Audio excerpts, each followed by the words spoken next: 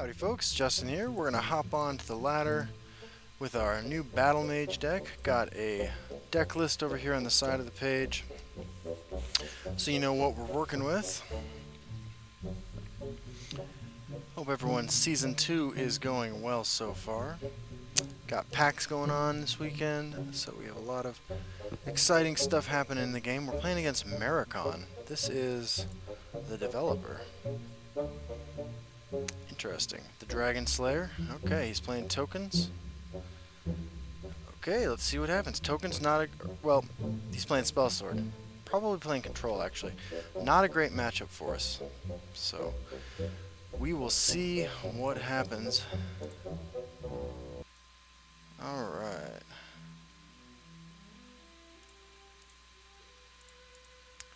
Greet our opponent. So if it's Control, I'm not sure, how we're going to be able to do. I haven't actually played against Spell Sword Control yet this season, so we will see what happens.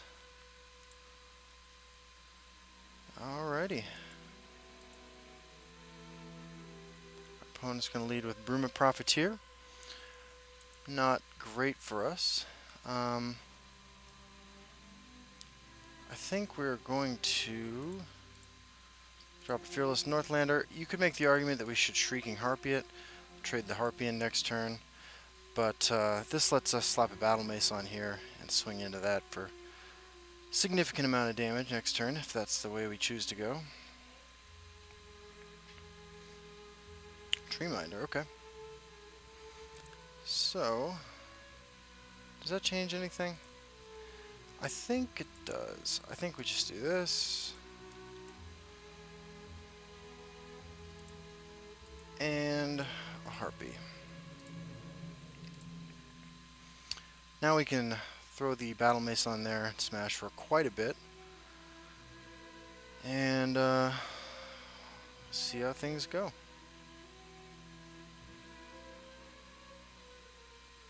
Bruma Profiteer. Not a card this deck wants to see, right? Not a card this deck wants to see.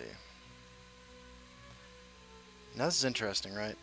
The addition of this over here means he gets a free trade into there. Well, free, he'll kill our guy. You can make the argument that we should just drop Blood Dragon over here.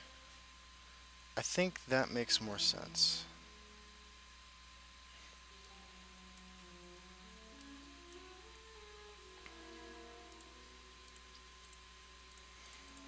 So we're just going to try to push as much damage as we can. Sentinel Battle Mace obviously can go on anything and be pretty good.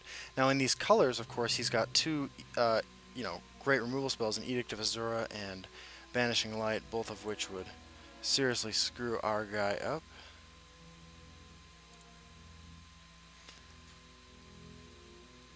Tullius this turn would be not ideal.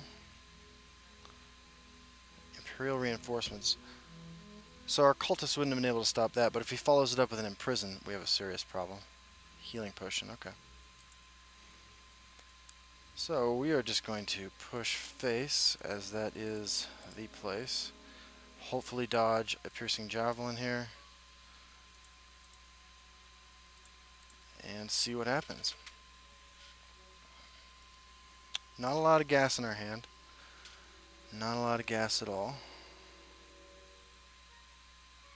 I have to assume this is not long for this world, right?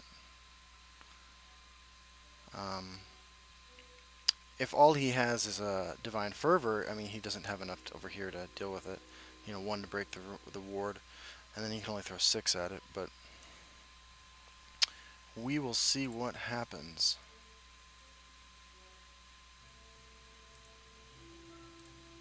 That's how it started. This just could set up for a Tullius over here, though, which would not be great.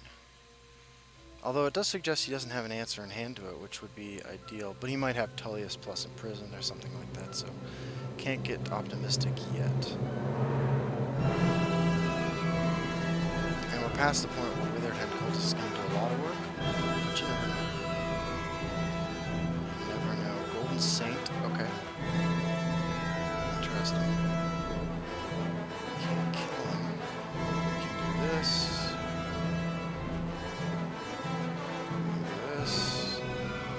now we're getting punished, so he did have something. Piercing Javelin, okay. Throw these down over here. Let's see what happens. We have a little bit of reach, you know, we got charged creatures, we got plunder, so we might be able to get back in this, but it seems unlikely. Divine Fervor, okay, that'll mop up all the creatures over there. Good timing by him. Now we need him to go face, right? We need to draw some cards to deal with this. Yep, that's what I figured.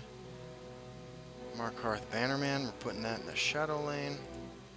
That represents lethal if we get to attack because we can throw the sword onto a token.